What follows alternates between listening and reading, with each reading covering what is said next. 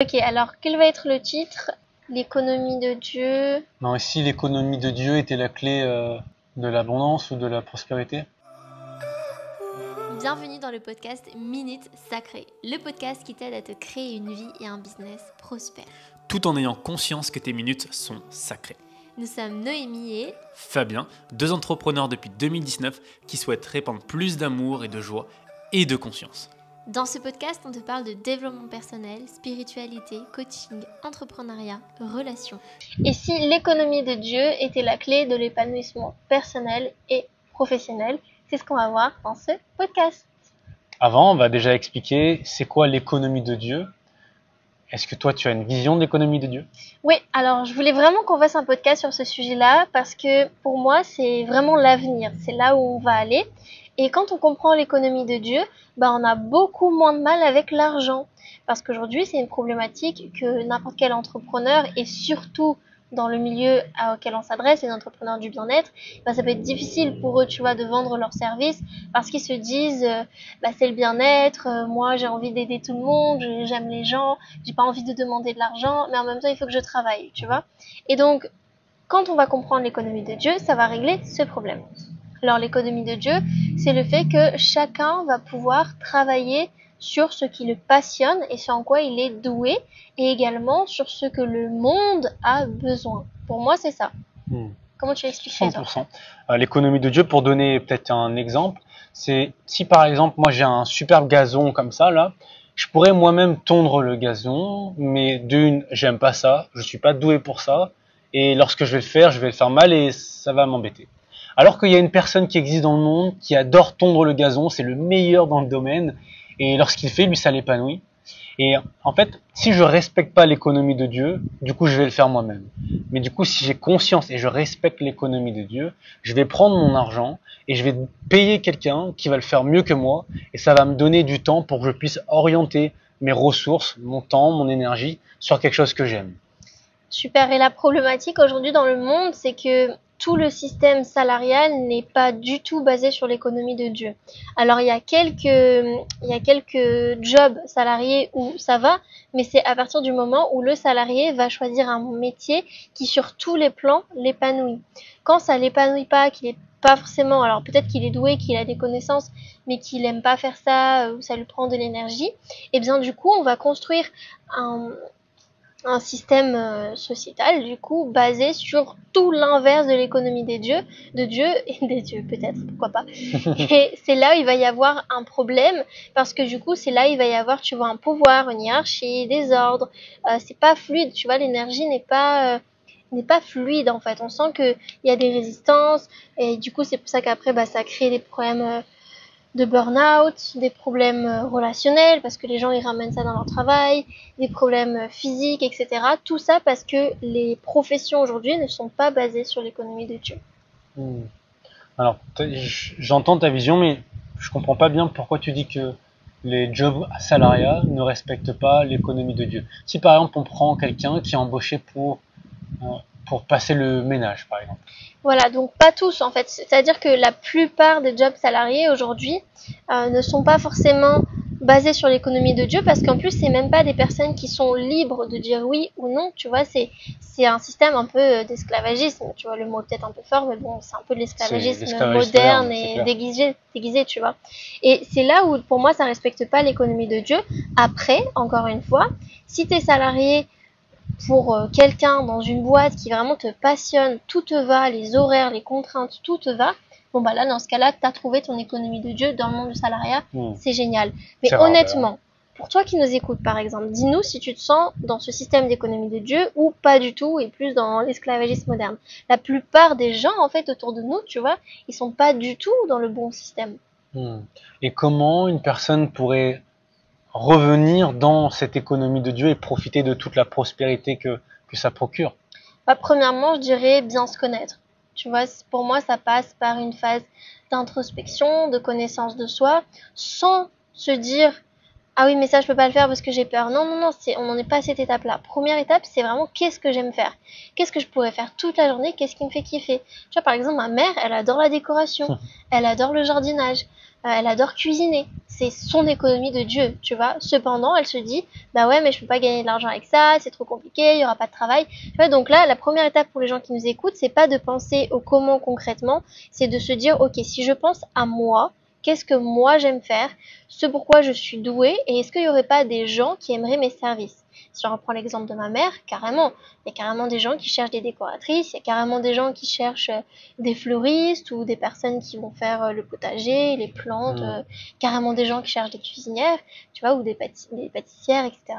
Donc là, ma mère, elle a une passion où elle est douée dans un truc qui pourrait en plus servir à des personnes. Et ça, pour moi, c'est la première chose pour se remettre dans l'économie de Dieu, c'est vraiment de chercher qu'est-ce que moi j'aime avant d'écouter mes peurs et de penser à l'étape suivante. Qu'est-ce que tu dirais, toi? Du coup, après cette étape-là, ça serait peut-être de travailler sur nos programmations, parce que très souvent, on va se dire c'est pas possible de vivre d'une passion, c'est pas possible, il y a personne qui paierait pour ça. Et en fait, tout se joue dans ton mindset, dans ton état d'esprit. Il y a forcément, si tu crois en cette économie de Dieu, il y a forcément quelqu'un qui est là avec son argent, qui sera prêt à te payer toi pour faire cette chose qui te passionne.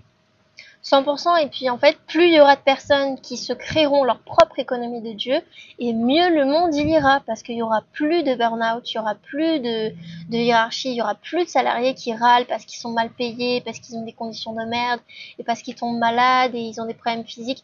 Il y aura plus ça en fait. C'est pour ça que je suis d'accord pour parfois changer les conditions de travail, ça devrait être le minimum syndical, mais au-delà de ça, même si on change les conditions de travail, t'as toujours des gens qui seront contraints de faire quelque chose pour lequel ils sont pas venus sur cette terre en fait, tu vois. Et c'est ça qui est vraiment dommage en fait. Donc, en effet, première chose, se connaître, faire ce travail d'introspection sans se projeter. Deuxièmement, travailler sur ses peurs comme tu as dit, et puis surtout avoir conscience que c'est pas le système, enfin c'est pas l'État, c'est pas le système social, tu vois, qui va venir vous aider, qui va venir nous aider en fait, tu vois. C'est si on se base sur ce qu'on a actuellement comme ressources, en fait c'est pas l'État qui va te dire ah ouais toi t'es doué pourquoi, t'aimerais faire quoi, ta capacité c'est quoi. Tu vois, à l'école, quand tu vas t'orienter, ils te demandent pas ça, les gens, en fait. Ils te disent, toi, t'es doué pour ça, il y a besoin de profs de maths, il y a besoin de techniciens, il y a besoin de mécaniciens, tu vas aller là-dedans. Mais c'est horrible, en fait, tu vois. Voilà. Alors que je suis sûre que si on respectait vraiment la passion de chacun, tu sais, c'est un peu comme dans Soul. Tu vois le dessin animé Soul, pour ceux qui l'ont vu, dans Soul, donc c'est un dessin animé que je recommande vraiment sur la spiritualité, sur l'incarnation justement. Et tu sais, avant de s'incarner, les petites âmes, en fait, nous, on doit trouver notre passion, on doit trouver notre truc à nous qui nous fait vibrer, qui va venir allumer notre flamme, et ça va être notre dernier badge qui va faire qu'avec ça, on va pouvoir venir sur Terre, tu vois. Et tant qu'on n'a pas trouvé notre badge là-haut, tant qu'on n'a pas trouvé le truc qui nous fait kiffer, on vient pas sur Terre. Et le truc, c'est que une fois qu'on arrive sur Terre, on oublie de chercher, de se reconnecter à son badge, tu vois, à sa passion en fait. Et pour moi, l'économie de Dieu, c'est ça, c'est quel est mon badge dans Soul, quelle est ma passion, et comment je peux créer quelque chose pour moi et pour les autres autour de ça. Génial.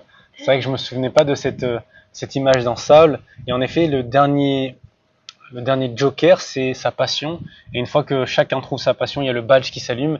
Et là, ça te donne l'autorisation d'aller sur Terre. Ouais. Et c'est vrai que quand on arrive sur Terre, on oublie un petit peu cette connexion à notre âme. Et on vit la vie de manière endormie, inconscient. Et c'est pour ça qu'on fait ce genre de podcast et vidéos. C'est vraiment de faire réveiller les consciences et de dire non, tu peux te réveiller, tu n'es pas obligé de rester dans un boulot qui ne t'épanouit pas ou c'est juste alimentaire, et tu peux trouver ta passion, activer ton dharma et rentrer dans cette économie de Dieu pour que finalement tu puisses avoir des ressources financières qui te soutiennent dans ton évolution, dans ta passion. 100%. Et comme tu dis, à cause de qui? C'est-à-dire qu'on arrive sur Terre, et en fait on arrive dans une Terre qui a été complètement détruite par certaines personnes qui veulent que du pouvoir, qui veulent du contrôle, qui ont soif de pouvoir, de supériorité, alors que de base, eux-mêmes, ils ont oublié qu'ils sont venus avec leur propre badge, leur propre truc. Et en fait, ces gens-là, ils pensent qu'il y a une chose, c'est le pouvoir, l'argent, la notoriété, la gloire, enfin, tu vois. Ils pensent pas du tout à l'amour, à la passion, au partage, à l'entraide, tu vois. Et du coup, on vient sur une terre où en fait on n'est plus du tout là en train de juste apprendre, kiffer notre vie et nous améliorer. On est là en train de lutter contre le système, tu vois. On doit être là en train de lutter contre l'État, de lutter contre les burn-out, contre les patrons qui abusent. Enfin, on n'est pas du tout à notre place, tu vois. Donc voilà, et je voulais dire autre chose. Donc là, c'est une personne qui nous écoute, parce que le but c'est qu'on puisse lui donner un plan d'action, comment il peut activer son badge. Si par exemple, tu vois, Son dharma, ouais, c'est ouais, son dharma, une personne elle se dit mais j'ai pas de passion ou je sais pas c'est quoi ma passion, comment on pourrait déjà l'aider à mettre de la clarté sur sa passion? Bah, la première chose qui me vient, c'est le human design aussi, Ok. parce que ça va beaucoup l'aider à connaître déjà son rôle. Est-ce qu'elle va être là pour guider les autres? Est-ce qu'elle va être là pour générer, bâtir des choses dans la matière? Est-ce qu'elle va être là en mode reflet, tu vois, pour être à l'écoute justement de tout ce qui se joue et boum, refléter dans la matière. Tu vois, donc déjà, l'human design, ça peut beaucoup l'aider. Qu'est-ce que t'en penses? Ouais, ça peut aider. Ça peut aider vraiment sur une dimension de connaissance de soi. Après, en termes de passion, moi je dirais plutôt d'être observateur. Parce que souvent, nos passions, c'est quelque chose ça nous fait vibrer, on peut le faire pendant des heures et on se perd dans la notion du temps. Il n'y a même plus de notion du temps quand on est connecté à notre passion. Souvent, on va avoir des compléments de l'extérieur et l'extérieur va venir un petit peu mettre en lumière nos passions. Donc voilà ce que je te dirais à toi qui nous écoutes. C'est soit observateur de où est-ce que tu perds la notion du temps. Est-ce que tu as certains compliments par rapport à ce que tu fais ou toi ça te semble tellement facile mais pour d'autres c'est inné quoi, tu as un talent. Donc juste déjà d'observer ça, d'observer les compliments, ça te mettra sur ta voie de ta passion. 100%, ouais. Et puis après, de tester plein de choses, hein. Je pense que la vie est bien faite aussi et que de toute façon, tout est juste dans notre parcours et tout ce qu'on est amené à tester, c'est aussi amené à nous découvrir, à savoir ce qu'on aime, ce qu'on n'aime pas. Enfin, je pense pas qu'on puisse découvrir vraiment ce qui nous passionne et ce qui est plus profond que nous en quelques mois ou même, tu vois, enfin, ça dépend les gens, tu vois, mais généralement, il faut tester plein de choses, essayer, donc pas avoir peur d'expérimenter, ouais, en effet. C'est clair.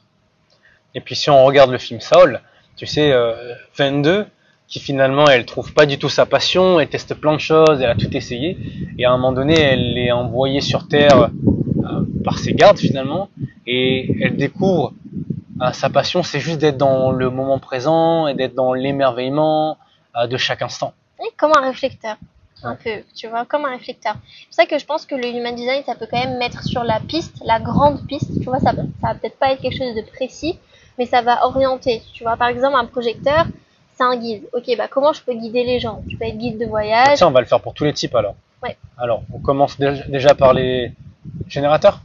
Ok, les générateurs. Donc, le générateur, bah, il est là pour bâtir, pour construire. Donc, il peut y avoir plein de choses. Déjà, à commencer par un maçon, tu vois, qui va bâtir des maisons. C'est la première chose, tu vois, parce qu'il est là pour construire. Ensuite, ça va être des personnes qui vont bâtir des communautés. Les générateurs, ils sont aussi là pour aider les autres, pour élever le niveau de conscience.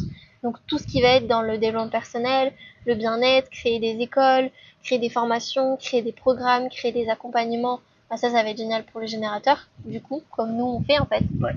Un générateur également, il va être là pour collaborer avec des personnes, puisque comme il est là pour faire avancer les projets de par son énergie vitale, donc également tu peux être super doué, ce qui est générateur, à collaborer avec des personnes et leur transmettre toute ton énergie pour faire avancer et bâtir les fondations du projet. 100%. Ensuite, un Manigen. Un Manigen, bah, je dirais c'est un petit peu pareil, sauf que lui, il va devoir vraiment aller plus loin dans ses passions, il va devoir vraiment se diversifier, tu vois, il va pas faire que un truc, il va peut-être, j'en sais rien, faire de la pâtisserie, puis du coaching, puis autre chose. Voilà, il va être multipotentiel et multipassionné, il va avoir plusieurs activités. Je dirais pour un Manigen, pour trouver sa passion, en effet, c'est d'aller plonger dans tes passions et de chercher des moyens de rendre simple ça pour les autres. Tu vois, en Manigen, comme il a la capacité de traverser un projet ou un produit, quelque chose, et c'est qu'il aille vite et qu'il mette en place ensuite une trame, des étapes clés pour les personnes. Génial. Ouais, Ouais, ce que je super, dirais. ça résonne bien. Un projecteur ensuite.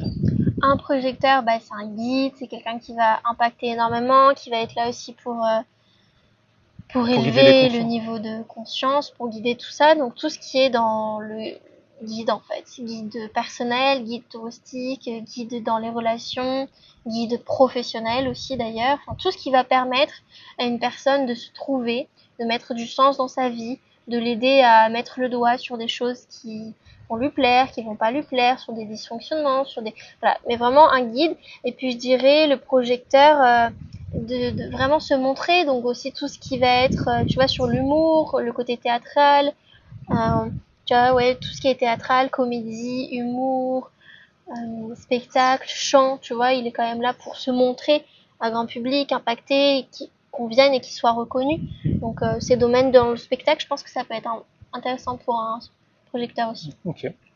Ouais, moi, je me serais arrêté sur la dimension de guider, transmettre. Oui, après je donne dans des exemples, bien Ouais. sûr, un générateur, il peut très bien aussi être musicien, Ouais, c'est clair. comédien, c'est juste, voilà, ça matche bien avec l'énergie d'un projecteur. Manifesteur ensuite. Sa passion, ça pourrait être tout simplement là aussi de se montrer, de créer des projets innovants. D'innover, ouais, carrément. Ouais. Un manifesteur, il est là pour créer des projets uniques et innover. Ouais. Ouais, carrément. Tout ce qui va être dans l'innovation, créer des nouvelles choses. Et puis après, boum, je les cède à quelqu'un d'autre et je fais un autre projet. Je délaisse à des générateurs ou des manigens pour faire avancer. Ouais. Et enfin, réflecteur.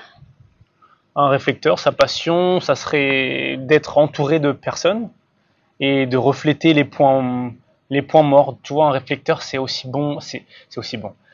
Ça peut faire très bien le rôle d'un projecteur, puisqu'il va être là pour guider l'énergie des personnes, pour refléter les environnements, les communautés. Ouais, voilà. Ouais, carrément. Le réflecteur, je le vois comme quelqu'un qui va mettre de l'amour, de l'émerveillement dans la vie, qui va ajouter de la gratitude. Donc ouais, peut-être quelqu'un qui va aussi parler, beaucoup parler, tu vois. Peut-être moins être sur le devant de la scène, mais carrément, pourquoi pas. Il y a des personnes très connues comme Michael Jackson qui a été sur le devant de la scène. La femme là qui fait des câlins, je sais plus comment Ama. elle s'appelle, Ama. Je vois bien un réflecteur comme un médiateur, Ouais, carrément. puisqu'il peut faire le lien entre les différents mondes, les différentes personnes, parce que le réflecteur voit des points Très morts que intuitif. les autres ne voient pas. Donc c'est vrai que ça peut être un très bon médiateur entre des personnes, quoi. Ouais, dans le domaine de l'intuition aussi. D'ailleurs, les manifesteurs aussi peuvent travailler énormément dans le domaine de l'intuition. Les manifesteurs, parce qu'ils sont là pour canaliser des choses quand même. Donc quand ils ont confiance en eux, ça peut être des bons canaux aussi. C'est clair. Intuitifs. Après, il y a beaucoup l'astrologie qui peut aider. Tu vois, grâce Carrément. aux maisons, ça peut te donner des informations sur tes talents, sur tes potentiels. Après, tu peux aller plonger aussi dans le design humain au niveau de tes canaux, de tes portes, au niveau de ta porte Mercure, Jupiter, Mars. Ça va donner plein d'informations sur tes talents. Ouais, et puis moi je pense que nos passions aujourd'hui, elles sont beaucoup dans les choses créatives et artistiques et tournées vers l'humain. Tu vois, je pense que toutes les personnes qui se sont incarnées ces dernières années, enfin moi c'est ce que je ressens, c'est que c'est des personnes qui sont venues là pour être dans la créativité, l'artistique, l'aide à la personne, tu vois, le côté social, oui, mais c'est pour ça qu'il y a beaucoup de coachs, beaucoup d'entrepreneurs, et que c'est un parfait moment pour les personnes qui nous écoutent et qui ne sont pas encore lancées. C'est le parfait moment pour moi de se lancer dans l'entrepreneuriat, dans le monde du bien-être, parce que je pense que dans les prochaines années, tu vois, il va y avoir beaucoup besoin de personnes qui sont là pour guider les autres, pour mettre de l'amour, de la conscience, de la lumière, pour se reconnecter au corps, à ses passions, au côté artistique, tu vois. Et on le voit, en fait, il y a de plus en plus, par exemple, de technologies, d'intelligence artificielle qui remplacent les choses un peu moins, tu vois, un peu moins créatives, qui vont moins éveiller tes sens, tu vois, des choses un peu plus, des tâches un peu plus, comme, je sais pas, être caissière, par exemple, tu vois. Être caissière, bon, aujourd'hui, c'est une femme ou un homme qui va être là, assis sur sa chaise et qui va faire passer les articles. Ça, dans le futur, ça peut très bien évoluer, tu vois. Et ça va donner l'opportunité à toutes les personnes qui étaient dans ces métiers-là un peu moins passionnants, tu vois, même s'il y a du relationnel et qu'il y a des gens qui peuvent très bien aimer ça, c'est quand même pas quelque chose qui va être le plus passionnant, j'imagine, hein. Et du coup, ça va donner l'opportunité à ces personnes-là de se découvrir, d'apprendre à se connaître et d'aller se tourner vers quelque chose qui font vraiment sens pour elles d'abord et qui va aussi servir aux autres, tu vois. Et servir aux autres, ça peut juste être de la musique. Tu sais, aujourd'hui, quand tu écoutes un chanteur, tu as l'impression que ça sert à rien, mais les chanteurs, ils sont hyper utiles aujourd'hui, tu vois. Bon, il y a plein de, il y a plein de conditionnements négatifs dans le chant aujourd'hui, c'est un autre sujet. Mais une chanteuse comme chanteresse Seba, tu vois, comme des personnes qui sont très éveillées, et ben quand tu vas les écouter, ça va t'apporter des choses positives, tu vois, ça va te faire du bien. Donc je pense qu'on va vraiment se diriger vers des métiers comme ça, en fait, tournés vers l'autre, et créatifs et artistiques. Ok. Moi, je sens que ce qui va être important dans les prochaines années, c'est de faire encore plus preuve d'empathie. D'empathie, de compassion, de connexion. Parce qu'en effet, plus on avance et moins l'être humain, il est connecté à lui-même, mais il est moins connecté avec les autres. Tu vois, on est tellement connecté avec l'information, avec les téléphones, avec les réseaux sociaux, avec l'intelligence artificielle, ce qui fait que ça nous déconnecte en tant qu'humain. Et donc, si tu veux te différencier en utilisant ta passion et en étant connecté à ton dharma, c'est en effet d'être tourné vers l'autre, mais de faire preuve d'empathie et de compassion. Tu vois, si tu arrives à développer cette connexion avec l'humain, eh ben, tu vas te distinguer. Parce que on a de plus en plus de mal à se connecter à l'humain. Ouais, 100%. Et inconsciemment, les personnes qui ne sont pas connectées cherchent des personnes qui vont les aider à s'y reconnecter. Ouais. Je suis d'accord. Ok, est-ce que tu donnerais un dernier conseil pour les personnes qui veulent être beaucoup plus dans l'économie de Dieu? Peut-être quelles pourraient être les peurs d'une personne à rentrer, à se connecter à cette économie de Dieu? Ça va se jouer beaucoup sur la programmation mentale, vraiment comme je le disais au début de ce podcast, c'est pas possible de vivre de sa passion, ce serait trop facile de pouvoir gagner de l'argent aussi facilement en faisant quelque chose que tu aimes. Donc il y a beaucoup. Voilà, le conseil, ça serait peu importe ce que tu crois est un mensonge. Tout ce que tu crois, c'est un mensonge, que ça soit positif ou négatif. Mais sauf que t'as le choix de décider de croire en une chose qui va t'emmener à un résultat positif ou de croire en quelque chose de négatif qui va t'éloigner de ce que tu aimerais faire profondément. Donc, je te dirais à toi qui m'écoutes, tout ce que tu crois est un mensonge et tu as le choix de décider ce que tu crois. Quand tu dis que ce n'est pas possible de vivre de sa passion, c'est toi qui décides de croire ça. Et tu as l'exemple aujourd'hui de millions de personnes qui vivent de leur passion. Donc si d'autres personnes arrivent à vivre de leur passion, c'est que quelque part, toi aussi, tu peux réussir à y vivre. 100%, je suis d'accord avec toi. Donc voilà ce que je te dirais, toi qui m'écoutes. Est-ce que toi, tu as un conseil à partager pour aider une personne à se connecter à cette économie de Dieu? Ouais, le conseil, ça serait de remettre l'argent à sa place. Et donc, de ne pas diriger sa vie en fonction de l'argent, de ne vraiment pas faire des choix en fonction de ça. Parce que quand tu regardes, un être humain, il a besoin de quoi? De manger, de dormir, d'être entouré, de contribuer, d'avoir un toit. Voilà. Et ça, en fait, souvent, encore une fois, on est tellement conditionné par les diables qui existent sur Terre, qui fait que, tu vois, tu rentres dans une réalité complètement biaisée où tu crois que si tu fais un choix audacieux pour aller vers ta passion, ça y est, tu vas mourir. Tu vois, tu vas mourir dans le sens, c'est vraiment ce qu'on peut ressentir. Il y a des gens qui ont vraiment cette peur cette oppression, cette anxiété, tu vois, que ils vont mourir, en fait, d'une certaine manière. Tu vois, c'est le raccourci qu'ils font dans leur esprit. Et tout ça parce qu'ils pensent que, en allant vers leur passion, ils n'auront plus l'argent suffisant et que si t'as pas l'argent, ils meurent. Mais en fait, aujourd'hui, même si on se retrouve dans la catastrophe, tu vois, en vrai, tu trouveras toujours un moyen, si tu le veux vraiment, de manger, d'avoir un toit et de pouvoir te doucher. Tu vois, c'est-à-dire tes besoins fondamentaux. On croit, nous, que on sera en danger si on prend des décisions audacieuses par rapport aux professionnels. Mais quand tu rationalises, tu auras toujours un moyen d'être en sécurité. Et le but premier de la vie, c'est ça, c'est de pouvoir manger, etc., etc., et ensuite de t'épanouir, tu vois. Et donc, c'est vraiment de ne pas faire ses choix en fonction de la peur de manquer d'argent, mais de faire ses choix en fonction de qu'est-ce que moi, j'ai envie de faire, qu'est-ce qui me fait vraiment kiffer. Et quand on se retrouve parfaitement aligné à son badge, qu'on disait tout à l'heure, à son dharma, à notre mission de vie, eh bien, la vie conspire littéralement pour nous, pour que on ait plus d'abondance, plus de confort. Et pour les personnes qui ne comprennent pas ce que je dis et qui n'y croient pas, je vous invite à lire le livre de Karine Arsène, Se forger un cœur de diamant, où elle explique parfaitement, et j'adore son parcours justement pour ça. Elle explique un moment où elle s'est retrouvée vraiment au pied du mur, elle n'avait pas d'argent, elle était endettée, enfin c'était la galère pas possible. Et elle avait plein d'opportunités professionnelles, mais ce n'était pas sa mission, ce n'était pas son badge, ce n'était pas son dharma. Et donc elle a dit non, et moi je trouve, alors ça peut paraître peut-être insouciant et utopique de croire ça, mais vraiment, sincèrement, un peu profond de moi, je crois que si chacun arrêtait d'accepter des choses pour l'argent, eh bien le monde changerait. Parce que du coup, on serait pas là sur un monde d'argent. L'argent serait à sa juste place comme un moyen d'échange, mais chacun serait à sa place en termes de mission et de dharma. Et on reviendrait dans l'économie de Dieu. Et on reviendrait parfaitement dans l'économie de Dieu. Ok, super. Donc ton conseil, ouais, ce serait de remettre l'argent à sa juste place et de ne pas faire des choix juste pour l'argent. Oui, vous voyez, c'est de se dire, mais quelle est la pire chose qui puisse m'arriver aujourd'hui? Et dans tous les cas, si par exemple je me retrouve endettée, j'y arrive plus, quelles seraient les solutions que je pourrais trouver temporairement? Si vraiment c'est un truc par lequel je devrais passer, tu vois, de galérer, d'avoir des dettes, et je dis ça aussi parce que je suis passée par là, tu vois.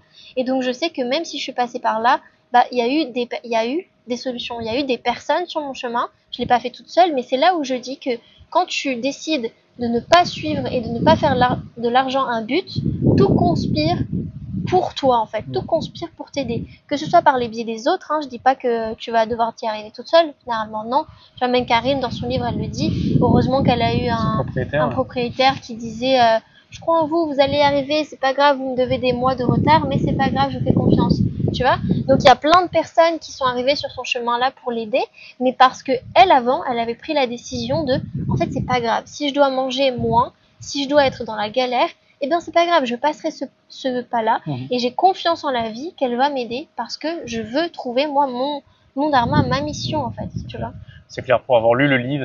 Et en fait, c'est quand tu te rends compte que tu as besoin de pas grand-chose pour t'épanouir, et ben finalement, c'est là où tu deviens vraiment libre. Quand tu mets ta sécurité intérieure à l'extérieur de toi, et ben là, tu deviens pas très stable. Quand tu te dis que tu as besoin d'avoir de l'argent pour pouvoir te lancer dans ta passion ou même pour être bien, et ben encore une fois, tu mets ça à l'extérieur de toi. Et plus tu te rends compte que tout est déjà à l'intérieur de toi, et que même s'il se passe quelque chose de dramatique ou de difficile, c'est un super moment pour clarifier exactement ce que tu veux. Tu vois, souvent il nous arrive une galère et on va tout de suite se tourner vers ce cerveau reptilien, ce cerveau survie. Oh mince, je dois trouver une solution, boum, boum, boum. Alors que si tu prends du recul, tu prends cette énergie-là qui vient d'être envoyée par la vie, c'est un moyen pour dire, ok, là j'ai ça, qu'est-ce que je veux clairement à ce moment même? Et en prenant cette énergie-là, je vais le focaliser là où je souhaite aller. Je suis tellement d'accord. Merci pour ce partage, cette discussion. Avec plaisir. Sur l'économie de Dieu. Dans l'herbe. On disait l'économie de Dieu, mais ça peut très bien être l'économie de l'univers. Hein. On dit pas ça par rapport à la religion, c'est vraiment universel en fait. Ça devrait être l'économie universelle. Voilà, si on devrait remplacer. Sur ce, qu'est-ce qu'on avait à dire d'autre, mon amour? C'était très clair. Dites-nous en commentaire, si tu regardes cette vidéo sur YouTube ou sur notre chaîne Spotify Minute Sacrée, dis-nous ce que tu en as pensé. Si tu as des questions par rapport à l'économie de Dieu, si aujourd'hui tu es dans une phase où tu cherches un peu ta voie, ton dharma, ta mission, ta passion, eh ben, tu peux prendre un rendez-vous dans le premier lien que tu verras. Donc c'est un lien normalement pour toutes les personnes qui ont déjà un business et ils ont envie d'avoir plus de clarté sur leur business. Mais si tu te retrouves dans la phase où tu sais pas trop où est-ce que tu vas, on t'invite à prendre un rendez-vous maintenant. On laisse 15 places, ça mon cœur? Ouais. 15 places pour toutes les personnes qui ont envie soit d'avoir de la clarté sur leur business ou d'avoir de la clarté sur où est-ce qu'ils peuvent se diriger. Prends un rendez-vous, c'est cadeau, c'est offert. 100%. Ça nous fait plaisir de rencontrer aussi les personnes qui nous écoutent. C'est toujours important. Et puis on se retrouve la semaine prochaine, tous les lundis maintenant, avec moi, toute seule en podcast. Et tous les mercredis. Oui, c'est nouveau, mais je l'ai annoncé dans les stories. T'as pas dû regarder mes stories. Non, j'ai pas dû regarder, mais ça me fait plaisir que tu t'engages à être sur un podcast. Je sais à quel point tu aimes ça. Ouais, j'adore. Et je serai là pour te soutenir tous les lundis en podcast. Voilà, donc tous les lundis en podcast avec ma petite voix dans vos oreilles et tous les mercredis, tous les deux, mon amour. Dans vos petites oreilles aussi. Et tous les jours sur en live en ce moment. On est partout. On est partout, voilà, Si exactement. si vous nous cherchez, normalement, vous allez nous trouver. Voilà, c'est notre dharma, c'est de te transmettre un maximum d'énergie, élever ce niveau de conscience, te transmettre tout notre amour et notre joie pour te montrer que la vie, elle peut être légère et elle peut être fun. Carrément. Et puis, ouais, c'est vraiment important, je le disais dans le podcast de lundi, pour ceux qui l'ont pas écouté, je le redis, j'ai un élan en ce moment, tu vois, il y a des fois, t'as pas envie, en fait, t'as pas envie de te montrer, t'as pas envie de parler, parce que t'as pas l'énergie, tu dois t'occuper de toi et c'est déjà suffisant. Mais il y a des fois où, tu vois, tu ressens que t'es appelé à contribuer davantage et tout, et là, en ce moment, je me sens vraiment comme ça, et je sens que ça vient de quelque chose de supérieur de moi, tu vois, c'est une part supérieure de moi, comme mes guides, comme, je sais pas, l'univers qui me pousse et qui dit allez, vas-y, c'est le moment de vraiment changer les choses à ton échelle, mais de changer les choses, quoi. 100%. Et puis, on t'invite à nous suivre également sur nos réseaux sociaux parce que, par rapport à ce que tu viens de dire, mon cœur, mais prochainement, on va organiser des ateliers, des Zooms où tu pourras venir gratuitement. Encore une fois, là, on a envie de contribuer un maximum, de te donner, et afin de pouvoir t'aider. Carrément. On se voit la semaine prochaine. Souviens-toi que tu es un être multidimensionnel. Tu peux être, faire et avoir tout ce que tu veux. Voilà. Bye bye.